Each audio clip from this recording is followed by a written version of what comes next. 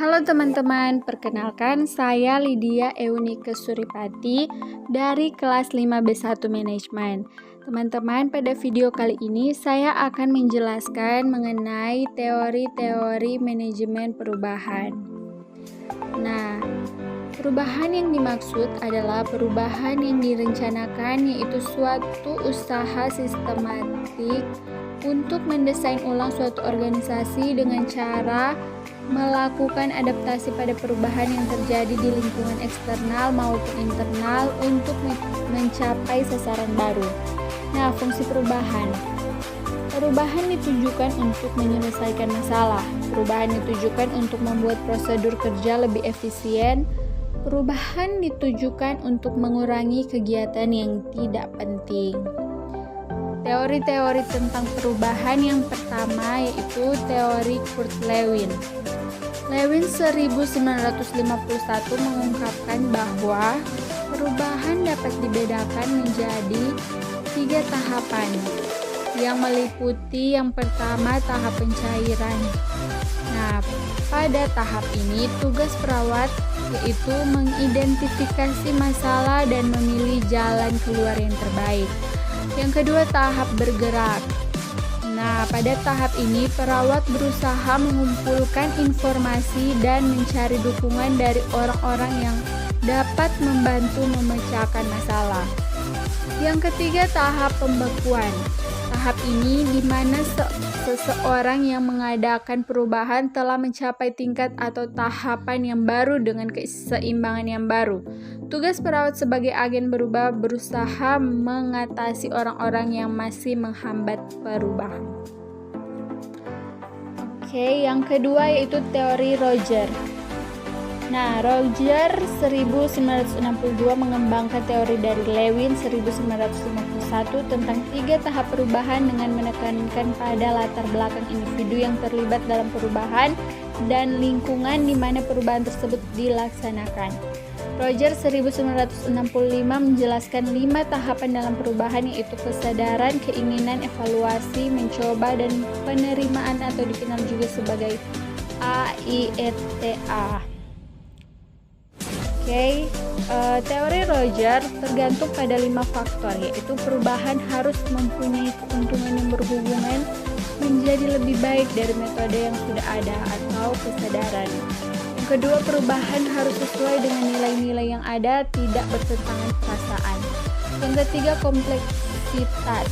Ide-ide yang lebih kompleks bisa saja lebih baik dari ide yang sederhana asalkan lebih mudah untuk dilaksanakan atau evaluasi. Yang keempat, dapat dibagi. Perubahan dapat dilaksanakan dalam skala yang kecil atau uji coba. Yang kelima, dapat dikomunikasikan. Semakin mudah perubahan digunakan, maka semakin mudah perubahan disebarkan.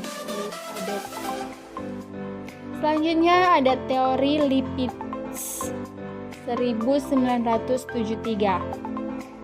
Lipitz 1973 mendefinisikan perubahan sebagai sesuatu yang direncanakan atau tidak direncanakan terhadap status quo dalam individu, situasi atau proses, dan dalam perencanaan perubahan yang diharapkan disusun oleh individu, kelompok, organisasi, atau sistem sosial yang mempengaruhi secara langsung tentang status quo organisasi lain atau situasi lain. Nah, 7 tahapan dalam proses perubahan di dalam teori Lipitz. Yang pertama yaitu mendiagnosis masalah, yang kedua mengkaji motivasi dan kemampuan untuk berubah, yang ketiga mengkaji motivasi dan sumber-sumber agen, yang keempat menyeleksi objektif akhir perubahan, yang kelima memilih peran yang sesuai untuk agen berubah, yang keenam mempertahankan perubahan, dan yang ketujuh mengakhiri hubungan saling membantu.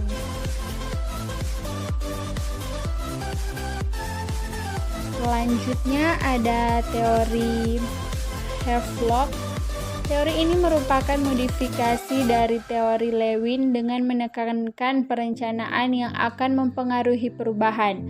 6 tahap sebagai perubahan menurut Havelock. Yang pertama, membangun suatu hubungan. Yang kedua, mendiagnosis masalah.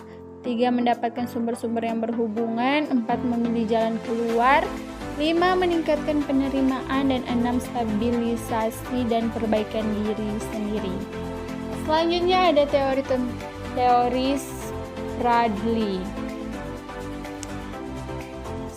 Spradley menegaskan bahwa perubahan terencana harus secara konstan dipantau untuk mengembangkan hubungan yang bermanfaat antara agen berubah dan sistem berubah. Berikut adalah langkah dasar dari model Spradley.